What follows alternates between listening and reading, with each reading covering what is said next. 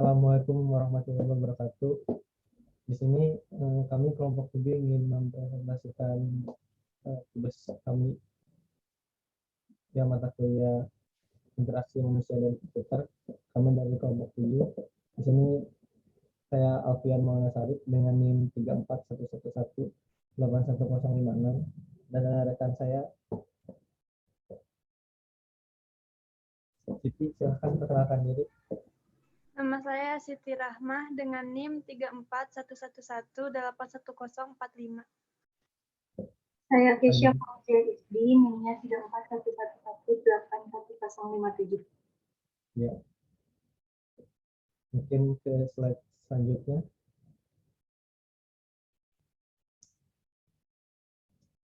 Di sini kita akan mencoba membuat aplikasi farmasi Swamedikasi ya. Langsung aja ke slide selanjutnya. Latihannya.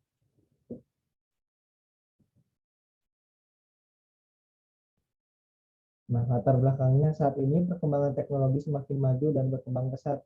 Sistem operasi dan software juga bergerak sangat pesat seperti pada mobile phone atau smartphone, PC, dan juga laptop. Di mana saat ini masyarakat banyak menggunakan perangkat tersebut untuk kepentingan dan keperluan sehari-hari, terutama smartphone, sangat diminati karena beragam fitur dan daya tariknya bagi masyarakat. Kebutuhan masyarakat terhadap layanan teknologi berbasis IT ini sangat bervariatif. Salah satunya kebutuhan terhadap aplikasi informasi berbasis mobile. Maka dari itu, untuk memenuhi salah satu kebutuhan masyarakat mengenai aplikasi informasi berbasis mobile, khususnya informasi mengenai kesehatan, maka kami selaku penulis dan sebagai tim juga mencoba untuk membuat aplikasi farmasi Swamedikasi, di mana menjadi program aplikasi untuk pengguna smartphone yang dapat dengan mudah dipakai oleh para penggunanya. Nah, Swamedikasi ini jadi kita bisa berubah secara mandiri lah, intinya seperti itu. Bisa cari juga di Google kalau masih ada yang penasaran. Next slide. Aplikasi farmasi Swamedikasi. Nah, aplikasi farmasi Swamedikasi ini berisi berbagai kebutuhan masyarakat mengenai informasi kesehatan di bidang farmasi, antara lain pengobatan Swamedikasi, konsultasi kepada apoteker, search map lokasi apotek terdekat, beserta informasi obat yang tersedia, membeli obat secara online khusus untuk OK, OP, dan ON. Maka harus disertakan dengan resep dokter, dan menyediakan informasi obat-obatan baik itu obat generik, dagang, dan obat tradisional, beserta informasi mengenai indikasi, kontraindikasi, dan efek samping dari obatnya. Ya, pengguna di sini merupakan masyarakat umum dapat menggunakan aplikasi ini sesuai dengan kebutuhannya. Jadi semua orang, ya masyarakat umum, bisa menggunakan aplikasi ini ke depannya agar lebih mudah. Nah, tujuan umum adalah untuk merancang dan membuat sistem aplikasi farmasi Swamedikasi yang dapat berjalan pada sistem operasi untuk smartphone yang memberikan kemudahan bagi pemakainya. Tujuan khususnya adalah sebagai berikut. Pertama, untuk menguji program aplikasi yang dibuat pada berbagai sistem operasi pada smartphone. Dan yang kedua, untuk menguji program aplikasi apakah sudah berjalan dengan baik dan semua fungsi pada aplikasi bisa digunakan. Nah, manfaatnya oleh Siti, silahkan Siti. Selanjutnya ada manfaat dari aplikasi ini. Yang pertama, dapat memberikan salah satu alternatif media informasi kepada masyarakat tentang kesehatan. Lalu yang kedua, dapat menambah pengetahuan yang berkaitan dengan kesehatan, khususnya tentang pengobatan dan macam-macam obat beserta efek sampingnya. Yang ketiga, dapat membantu keperluan masyarakat dalam membeli obat-obatan secara online dan bisa dengan resep dokter seperti membeli kepada apotek. Lalu yang keempat, dapat menjadi solusi cepat dan tepat ketika user memerlukan obat yang dibutuhkannya. Lalu batasan masalahnya, batasan masalah yang ada pada penelitian ini sebagai berikut. Yang pertama, ada pembelian obat dalam aplikasi ini bisa saja kurang lengkap, tergantung ketersediaan di apotek atau tokonya. Lalu ada aplikasi ini hanya bisa digunakan ketika online saja dengan menggunakan data internet, tidak bisa secara offline. Selanjutnya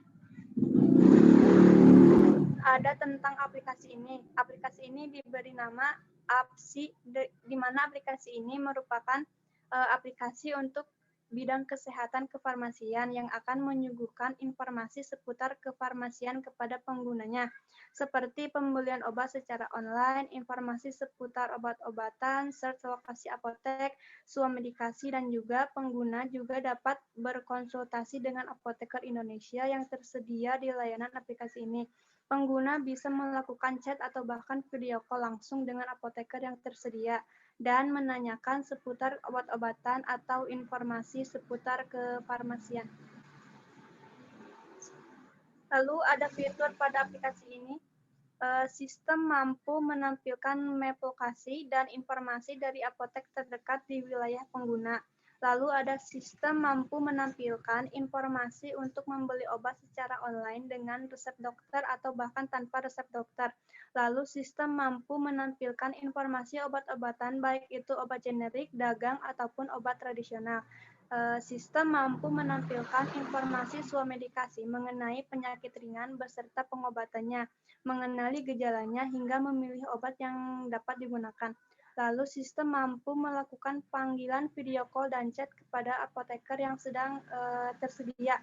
Lalu sistem mampu menerima voice dari user sehingga user bisa menyebutkan obat apa saja yang dibutuhkan secara langsung.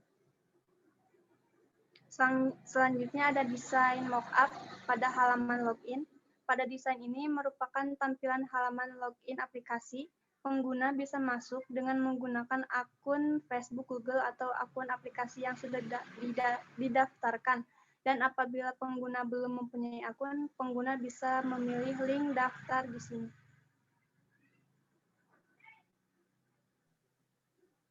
Selanjutnya ada desain mockup halaman dashboard. Ini merupakan tampilan halaman dashboard atau halaman utama.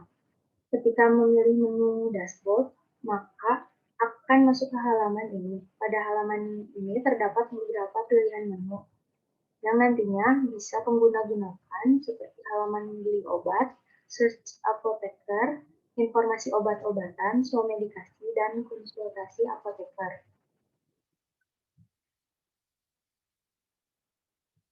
Selanjutnya ada halaman search location. Halaman ini untuk mencari lokasi apotek terdekat dengan pengguna dengan cara mengetikkan di search bar atau bisa juga dengan mengklik tanda di sebelah kiri bawah yang akan otomatis memindai lokasi-lokasi apotek terdekat.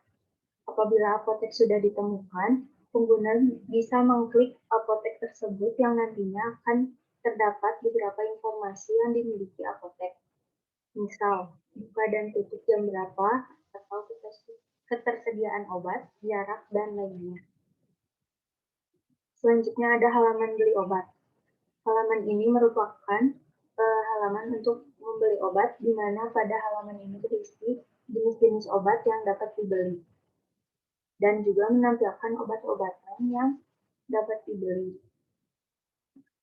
Dan apabila terdapat obat keras atau obat yang harus dengan resep dokter, nanti akan tersedia pilihan untuk mengirimkan bukti resep kepada sellernya dan akan dicek kebenarannya.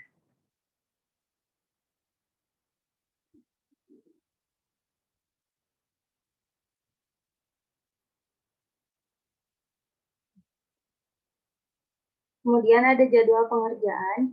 Di sini terdapat 7 minggu. Yang pertama, minggu kelima, pekerjaannya itu merancang desain. Minggu ke-6 membuat desain halaman utama. Minggu ke-7 membuat desain halaman. Minggu ke-9 menjalankan fungsi halaman. Minggu ke-10 menjalankan fungsi halaman. Minggu ke-11 report atau membuat video. Minggu ke-12 review.